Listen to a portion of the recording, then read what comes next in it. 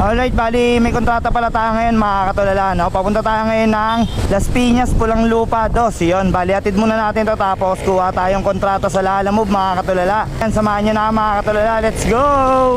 Yun, nandito na tayo mga katulala, no? Tawagan muna natin. Ito ba yun? Parang di ito yun eh. Gilid muna tayo. Bali po, nandito na po ako sa ano, Pulang Lupa 2. Saan po kayo banda dito, sir?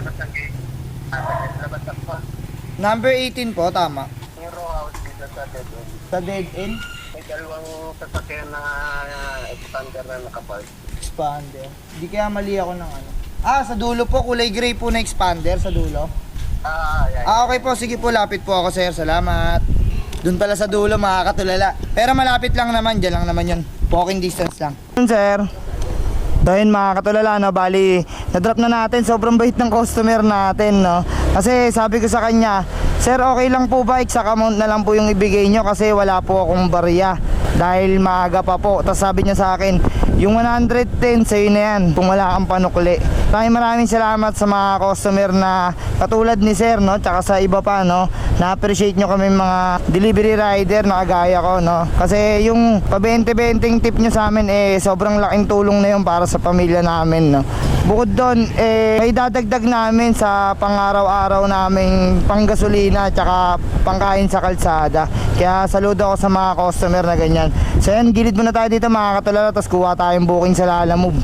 2 hours later.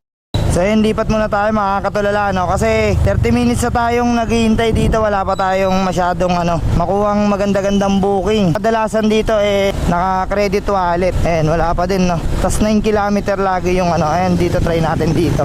Diba lumipat lang tayo, meron na tayong nakuhang booking papuntang Tondo, Manila. Yes sir, ano po yun? Ay, papalo nyo po ako. Sige po. Nandun sa sticker sir, ay wait lang pa.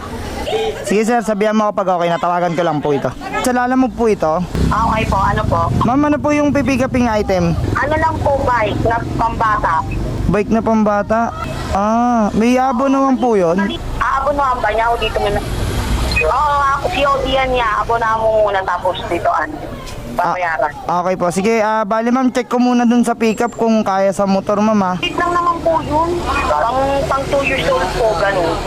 Okay po. Opo, salamat. Okay po ma'am, sige, check ko lang po muna pagpunta na po ako doon. Tapos tawagan ko po ulit kayo kung ano pong balita. Okay po, sige po. Sige po, salamat. Ayun mga katulala, no, bali bike pala yung pipikapin natin. So ayan, no, hindi kasi na-note ng customer na bike. Pero sabi niya, pambata lang naman daw yung pang 2 years old. Pero check pa rin natin kasi wala naman akong dalang Lalamove box. Baka kaya naman. Kaso ang problema, di na natin yun masasabayan kasi siya yung unang kukunin nating pickup, no. Di bali sana kung meron na tayong dalang isa, tapos maliit lang yung item. Pero sige, puntahan na rin natin para malaman natin kung kaya o hindi. Let's go! Ayun, nandito na tayo mga katulala, no? Number 30 daw eh. Dito ata yun. Kuya, saan ba si Jabar dito? Sa dulo po? Okay, salamat. Gilid muna tayo mga katulala, no? Tawagan muna natin. Hello sir, opo, sa Lalamove po ito. Lalamove. Opo, nandito na po ako sa labas. Labas. Okay po, salamat. Tayo na lang dito sir. Sige, sige. So yun mga katulala, no? Bale, ito pala yung pipikapin nating item, yan, no? Magdadagdag naman daw yung drop-off natin, no? Ayan, na-picture na natin. Magdadagdag naman daw si drop-off. Kaya lang di ko na pinakita yung sa pickup kasi wala siyang damit na suot, no? So ayan, bali, sa tingin ko di na ito masasabayan eh. Kung masasabayan man natin, kung merong booking na pabalik din ng Manila tapos naka-note na documents lang, naka-plastic lang yung pwede isabit, no? Bababa na tayo pabalik na Manila kahit na hindi na natin ito masasabayan maayos naman kausap yung drop-off. Sabi niya naman magdadagdag naman siya. Siya na daw yung bahala sa atin. Bali, puntahan na natin yung drop-off mga katulala, let's go! Ayun mga katulala, no? Bali, nandito na tayo sa bandang Bulungan, papuntang Pitex, yan. Bali, wala pala tayong nakuhang kasabay, no? Bali, irerekta na natin to sa drop-off. Kaya kinuha natin to kahit bike to na maliit, no? Kaya naman siya, tsaka bukod doon, tignan nyo to, ayan, no? Ayan, no? Yung side mirror ko, diba?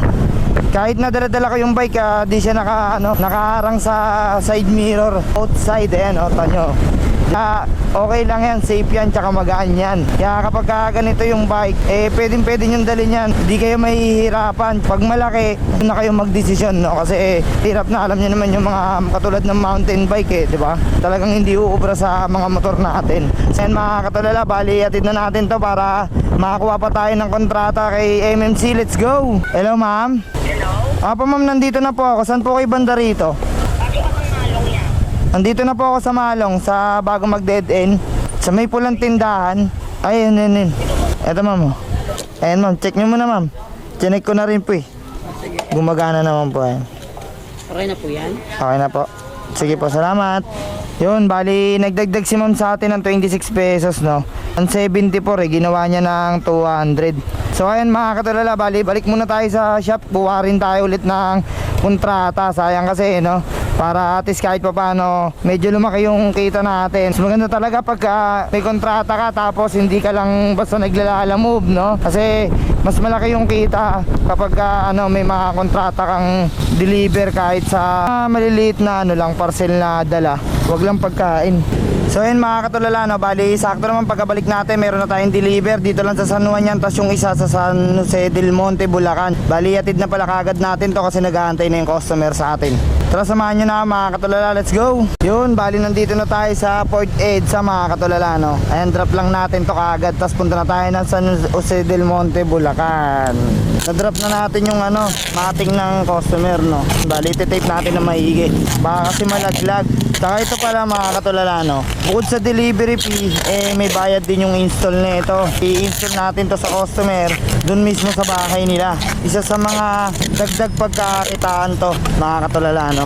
At bukod sa pagiging deliver, installer din ako. Yan, katulad yan, mga accessories. So ayun, bali next na natin tong yung isang deliver natin sa San Jose del Monte, Bulacan, no?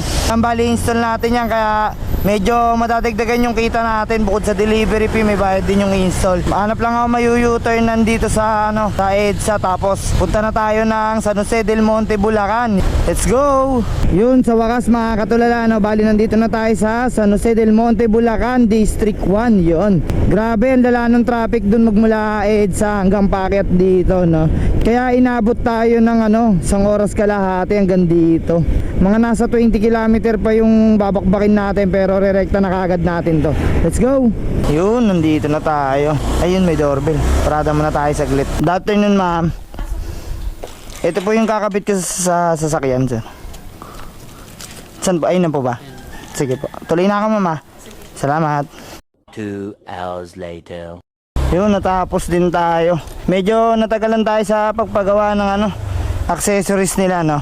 And ininstall natin sa sakin nila, sir. Yan. Sir, thank you po. Thank you mga babae. Bigay ng 100 tip si customer, no? Bait naman ni customer. Sana lahat ng customer ganun, no? Silong muna tayo, tas hanap na tayo ng booking sa Lalamove pabalik ng Manila mga katulala. Mag-iisang oras na tayo, wala pa rin tayo makuha ang booking. Wala talagang pumapasok dito. Kung meron man yan katulad niya, no? SJDM papuntang Bacoor, tas paid wallet pa. So bali gagawin natin, mag-aantay tayo ng booking habang gumagapang tayo pababa. Yun, same as usual ulit. So ayun, bali ibaba muna tayo pabalik na Manila mga katulala habang nag-aantay ng booking. Let's go. So ayun mga katulala, bali gumilid muna tayo rito kasi meron ako nakuwang booking papunta ng Laloma. Yun, sakto. Okay na to. Gcash payment daw siya, okay na to kahit papaano. At yung pabalik natin ng Manila parang binayaran na yung panggasolina natin, no? Tawagan muna natin. Hello po.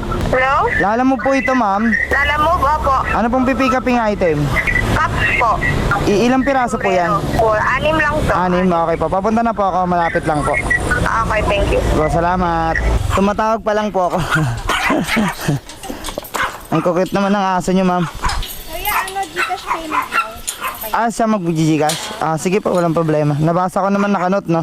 Pwede po picture. Sige ma'am, pwede po. Thank you po. So ayun, bali, na-pick up na natin mga katulala, no? Hindi na natin sasabayan to. Pwede na to, goods na talaga to. Grabe. Kaysa naman gumapang ako ng pabalik na Manila, tapos wala naman akong dala, no? So ayun, pakbakin na kagad natin to para makauwi na tayo. Let's go! Hello po. Diyan, pwede po pahintay mga 3 minutes. 3 minutes, sige po, sige po. Okay, thank you po. Po, salamat. 179 sir, ito. Thank you po. Ayos, sakto. O, di ba? Sakto yung natin. May panggasolina pa tayo mga katulala, no? Yun. Buti na lang kahit papaano may nakuha tayo ng Palaloma. Yun. Siyempre, uwi na tayo. So ayun mga katulala, no, bali na-drop na natin yung booking dito sa Laloma. Mabuti nakakuha kagad tayo, no, kasi sayang din kasi panggasolina rin yun, di ba? Yun, kaya payo ko sa mga katulad yung delivery rider, no, kuha pa kayo ng ng ibang pagkakakitaan nyo na pwede nyong isabay kay lalamog, katulad ng kontrata, ganun. Kung marunong kayo maglinis ng aircon, di sumideline kayo, di ba? Kasi kung lalamog lang, kikita pa rin naman kayo, pero hindi na ganun kalaki, di gaya dati kasi sobrang baba ng per. Bali, huwag nyo palang kalimutan, subscribe ako sa aking YouTube channel, and then follow nyo na rin ako dito, syempre mga katulala, dito sa aking Facebook page. Yun, maraming salamat sa suporta. Hanggang dito na lang, bye bye, peace.